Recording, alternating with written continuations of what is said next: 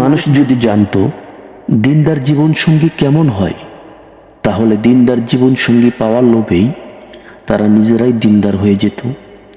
আল্লাহ রাব্বুল আলামিন বলেন, আমি যাকে ধন সম্পদ দিয়েছি সে ভাগ্যবান নয়, ভাগ্যবান তো সেই ব্যক্তি যাকে আমি একজন ধার্মিক জীবনসঙ্গী দিয়েছি। আর রাসূল সাল্লাল্লাহু আলাইহি সাল্লাম বলেন, গোটা দুনিয়াই সম্পদে ভরা, আর এর মধ্যে সবচেয়ে উত্তম সম্পদ হইল নেককার স্ত্রী। যখন কোনো স্ত্রী তার স্বামীর দিকে তাকিয়ে মিষ্টি হাসে, তখন আল্লাহ তাআলা তাদের উভয়ের দিকে তাকিয়েও মিষ্টি হেসে দেন। পৃথিবীর সবচেয়ে সুখী মানুষ তো হচ্ছে সে যে একজন দিনদার জীবন সঙ্গী পেয়েছে।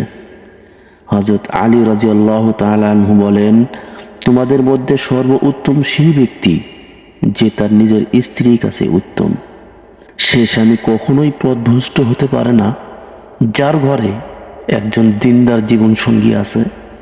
একজন নেককার স্ত্রী হলো স্বামীর জন্য শ্রেষ্ঠ সম্পদ। নেককার স্ত্রী ছাড়া যেমন কোনো পুরুষ সুখী হতে পারে না, ঠিক তেমনি নেককার স্বামী ছাড়াও কোনো নারী সুখী হতে পারে না। আল্লাহ রাব্বুল আলামিন আমাদের সকলকেই একজন নেককার জীবন সঙ্গী দান করুক, আমিন। সম্মানিত ভিউয়ার্স, এই ভিডিওটি এ পর্যন্তই। ভিডিওটি ভালো লাগলে ভিডিওতে একটা লাইক দিয়ে চ্যানেলটি সাবস্ক্রাইব করে দিবেন। দেখা হয় পরবর্তী নতুন কোনো ভিডিওতে।